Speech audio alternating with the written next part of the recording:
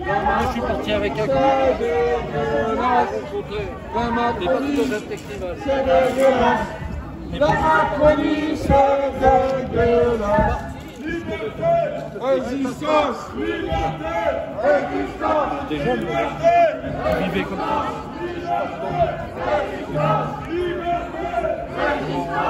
Debout, l'instant va changer de base. Nous ne n'avions rien, crachons-nous. C'est la lutte virale. Bouchons-nous la demande. La prochaine vague.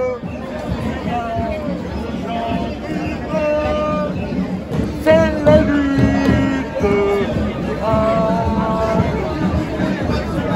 Isolons-nous et demain, l'histoire rapide sauvera le genre humain.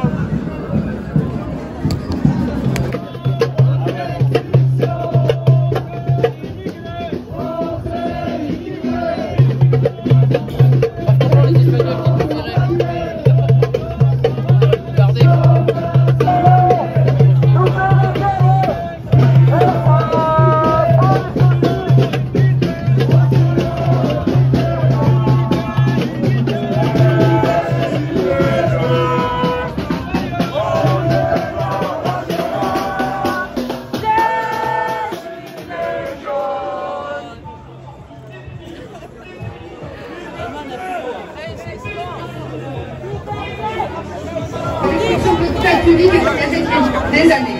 La politique budgétaire menée par les gouvernements successifs a fait oublier que la santé n'est pas une marchandise sur laquelle on peut faire des économies. À l'heure actuelle, nos dirigeants gèrent les hôpitaux comme une entreprise à rentabiliser. La mise en place des groupements hospitaliers de territoire pour rassembler des spécialités dans certains établissements oblige les usagers à se déplacer. Donc entraîne une perte de chance dans les soins et un coût de transport supplémentaire à la charge de l'usager ou de la sécu si celui-ci est prescrit par le médecin. Cela entraîne un glissement de l'activité vers le secteur privé plus proche, avec un dépassement d'honoraires toujours à la charge de l'usager. La mise en place de protocoles de coopération publique-privée. Le privé s'invite dans les hôpitaux avec l'accord du ministère qui permet ces protocoles. C'est la privatisation rampante de l'hôpital public. La fermeture des lits entre 2003 et 2019, 73 000 lits en moins. Pour l'année 2020, année de pandémie, 5 700 lits en moins.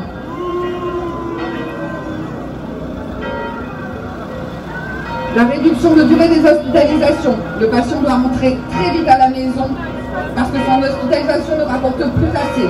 Mais les soins ne sont pas terminés. L'augmentation du stress pour les patients et pour sa famille.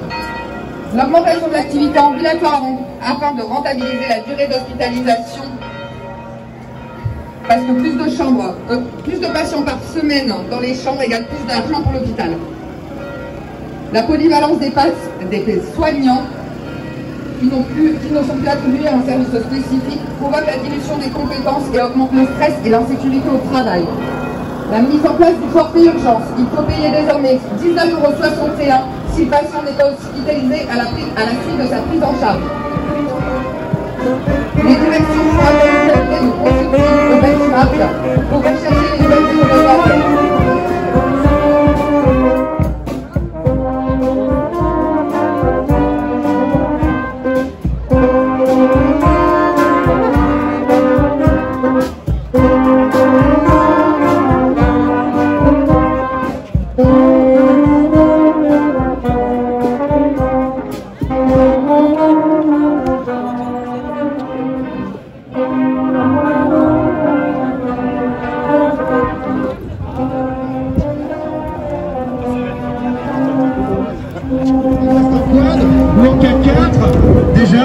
Déjà tu manifestes pas si t'as réussi, t'en as rien à foutre.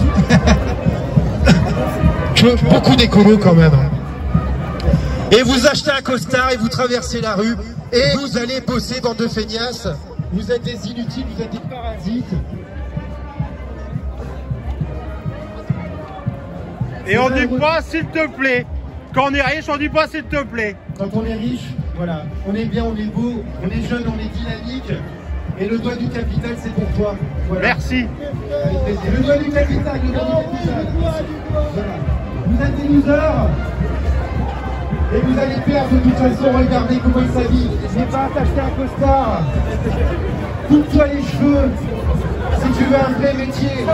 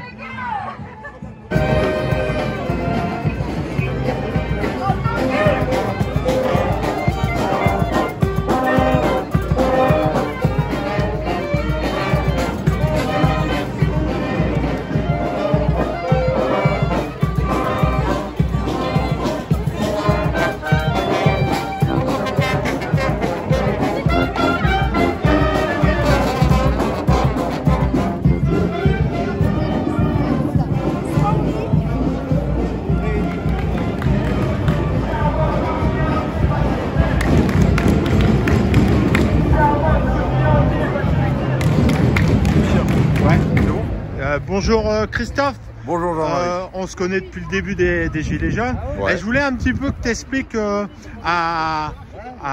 aux Gilets jaunes des Hauts-de-France en fait qui tu es et pourquoi tu es au syndicat Gilets jaunes et qu'est-ce que c'est le syndicat Gilets jaunes? Alors moi c'est Christophe, Gilets jaunes depuis le début mais militant depuis bien avant les Gilets jaunes en fait. Je suis depuis que je suis adolescent, donc ça fait 15-16 ans que je suis éveillé sur les questions politiques et je lutte beaucoup depuis 2014 surtout. Mais après les Gilets jaunes, quand ils sont apparus, je m'y suis beaucoup investi. On a les Gilets jaunes. Pourquoi un syndicat? Déjà 2 ans dans la rue, beaucoup de répression policière, beaucoup de répression judiciaire, beaucoup d'horreur horreur à l'infini. Et du coup, nous, on s'est dit comment on peut faire pour continuer la lutte, rester révolté, continuer la lutte, s'organiser et en ayant le moins de soucis possible. On s'est dit on va créer un syndicat. Parce que déjà pour nous, si les Gilets jaunes sont apparus au début, c'est parce que c'est à cause aussi de la défaillance des autres centrales syndicales qui n'ont pas fait le boulot ces dernières années. Alors comment on fonctionne? Déjà on a 2 principes qui sont différents des autres centrales que vous ne retrouverez nulle part ailleurs. On est indépendant financièrement, pas de subvention de l'État ni d'aide financière des entreprises. On ne vit que sur les cotisations de nos adhérents. Les cotisations, comment ça marche? Vous êtes prélevé à hauteur de 0,85% de ce que vous gagnez tous les mois. Ça sera la cotisation que vous paierez si vous adhérez au syndicat. Donc on est indépendant financièrement, on ne vit que des cotisations de nos membres. Deuxième chose, on a des mandats impératifs et révocables. Qu'est-ce que c'est un mandat impératif et révocable? C'est-à-dire qu'on a des missions. Moi par exemple, ma mission, je ne suis pas délégué en entreprise, ma mission c'est de faire de la prospection, parler du syndicat GJ et avoir un maximum de délégués. C'est ma mission, je suis mandaté pour ça. Mais mon mandat est impératif et révocable. C'est-à-dire que si je ne communique pas conformément à nos statuts, si je signe des accords dans le dos du salarié ou avec l'État, enfin bref, si je suis pourri, si je suis corrompu, se crée une assemblée générale extraordinaire et je suis révoqué par cette assemblée générale. Autre particularité, on n'a pas de confédération ni de fédération. Donc c'est pas une structure pyramidale, c'est horizontal. Ce qu'on appelle une gouvernance collégiale et partagée. Un adhérent égale une voix. C'est-à-dire que c'est le syndicat du peuple, il appartient à tout le monde. Dès lors que vous cotisez, on a tous exactement le même pouvoir et on se concerte en assemblée générale ou en réunion, où vous montez vos sections localement, vous faites vos actions, on vous mandate et vous pouvez fonctionner. On ne dépend ni d'une fédération ni d'une confédération qui elle aussi souvent négocie avec les lieux de pouvoir et les entreprises et bloque des actions aux bases syndicales. Et ben nous ça ne fonctionne pas comme ça. Donc on est horizontal, partagé, gouvernance démocratique, mandat impératif et révocable pour éviter la corruption et indépendance financière aussi pour éviter cette corruption. On défend tous les salariés, mais aussi les demandeurs d'emploi, les petits patrons, s'ils ont besoin de nous. Les soignants, on a été le seul syndicat qui a défendu les soignants suspendus suite à l'instauration du pass sanitaire. Bah ouais. Les autres confédérations ne se sont pas positionnées, même s'il y a quelques syndicalistes des bases qui se sont bougés. Globalement, les confédérations n'ont rien fait. On est le seul syndicat qui avons agi. On est déjà implanté chez Amazon, chez Carrefour, chez Sephora, dans des boîtes de sécurité. Enfin, on est implanté partout. On se développe. Le siège, il est où? Le siège, il est à Paris, boulevard Haussmann, près des Champs-Élysées et de l'Arc de Triomphe. Donc ça aussi, c'est bien, quoi. C'est bien. Et permanence téléphonique tous les mardis et physique, pardon, permanence physique tous les mardis, toute la journée au 21 boulevard Haussmann. Vous demandez le syndicat GJ à l'accueil, ou sinon toute la semaine, vous pouvez nous contacter sur notre page Facebook syndicat GJ ou aller sur notre site internet, nous laisser un mail, un message. Et sur internet, c'est hashtag syndicat Gilets jaunes. Ouais, c'est ça. Vous tapez syndicat GJ sur Google, vous pouvez pas nous louper, quoi. Ben, Voilà. c'est déjà pas mal. Ben, je te remercie Christophe et qu'on va continuer. On lâche rien.